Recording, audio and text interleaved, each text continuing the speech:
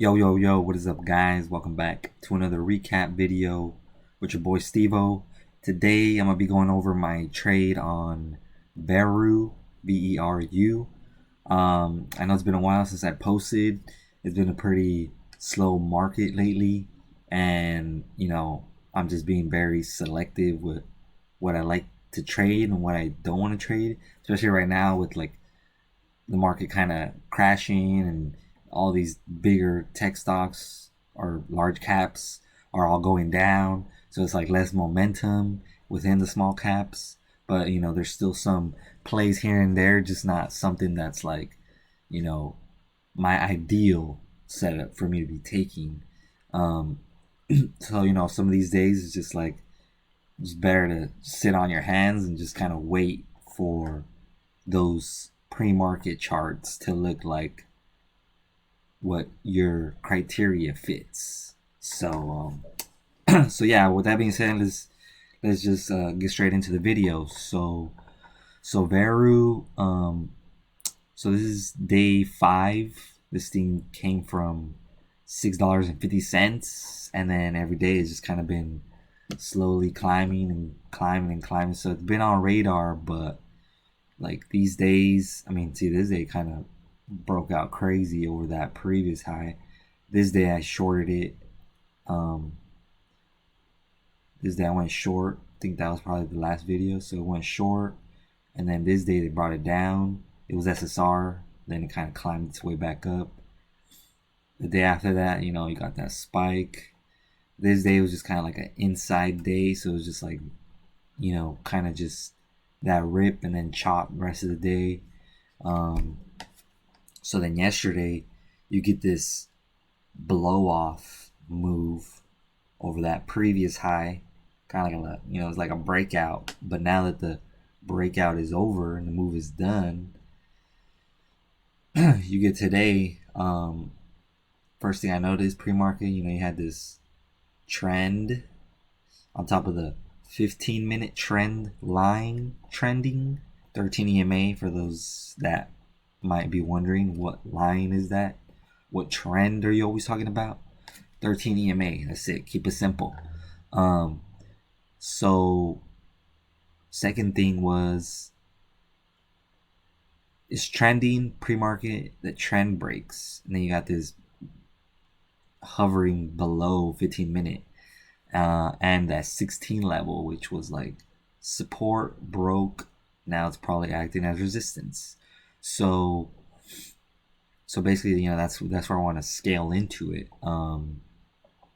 So basically, 1650. I was looking for a move to 1650, 1675, 17 kind of thing, but it didn't get there. So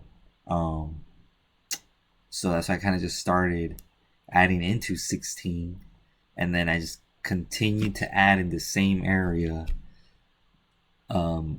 Well, because I also saw this little trend forming during pre-market, and my thoughts were, this thing is gonna probably squeeze up, trap, do something weird, and then it's gonna start to fail, and then it's gonna break below that trend.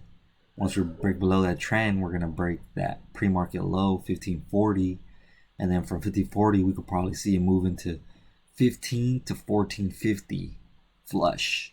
So that's kind of why I was exiting in this area. That was my exit zone. That was my plan. But let's get into the more detailed entries, so you can see exactly what I'm talking about here. So see, you kind of see the trend right there starting to attempting to continue, right? Higher low, higher low, higher high, boom, break down. Now it's like, okay, does it trade around 16? Does it squeeze over 1640? I was kind of waiting for that squeeze over 1640, but the fact that it was kind of trading between 1580 and 60 and 16 this entire time was kind of giving me more conviction of this is the spot where it's having trouble getting that buying pressure to continue going higher. Um, so yeah, so I just kept, 1620s, 1585s, more at 16, more at 1585, 1570s, 1560s near the red. Then you got this quick squeeze up right there, right over that 1620. You see how they did that? See how they trapped right here? And then once it flushed back down, that's where I was like, it's go time. Now you add size. That's your confirmation. Failed to break out, stuff back down. Now you're getting that break into that trend line. Trend line broke, went red, immediately, scaled into that. Same right here because it basically broke that low. And then right here, just basically the rest.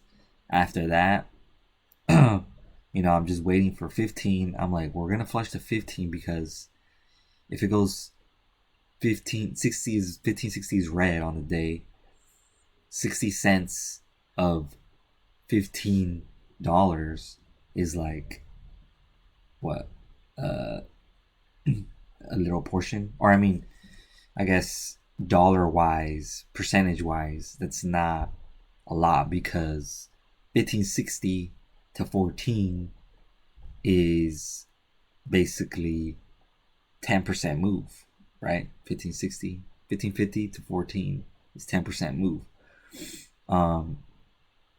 Or 160 to 1440 is 10% move. So so that 50 cent is like nothing within $1.50 or $1.60. So it's like a third of that. 3% flush is definitely possible after the break of the support on a $15 stock. That's the way I looked at it. So I was just like, all right, I'm gonna start scaling out at 15 down into 1440s. I was ready for like 14, if we got that flush down here. So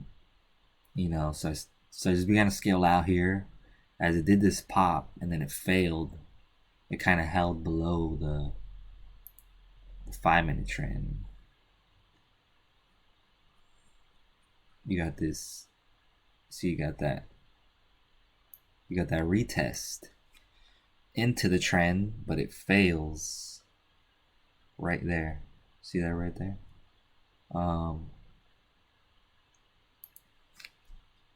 So yeah, so I was like, you know what? I have a good average. My average is pretty far away. I believe it was like 1570s after all my scale-ins. But the point was, to be involved, but be involved small enough to not get shaken out. That was just my, that was my idea. That's how I like to approach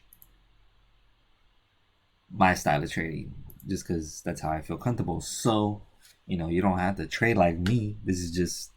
I'm just showing you how I got it done, how I executed it. So, and I just feel comfortable like this because, I don't want to be in a massive squeeze with like full size and I barely got one bullet. Nah, it doesn't make sense. So basically, I scale out, added more. Once that failed, scaled out into that 1470 all the way down to 1440. Once 1450 reclaimed, I was kind of like, let me just peace out here. Even if it's like all around 1460s. So, good spot for me near that bottom. And then after that, I just kind of left. I was like, all right, I'm cool. I don't want to mess with it anymore that much. But I mean, it took what, 10:19? It took another hour for me to wait for another, potentially 50 cent move.